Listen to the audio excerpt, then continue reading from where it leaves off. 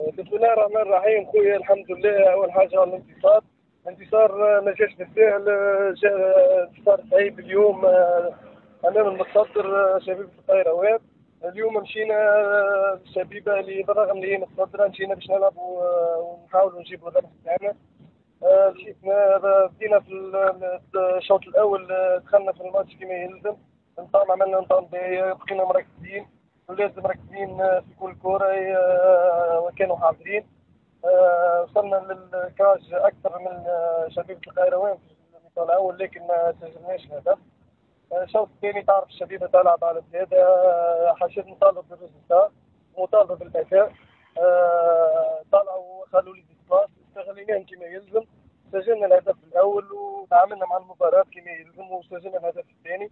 اليوم الحمد لله انتصار في وقته، انتصار يأكد المردود الممتاز نتاع الأولاد في ماتش كاسرين.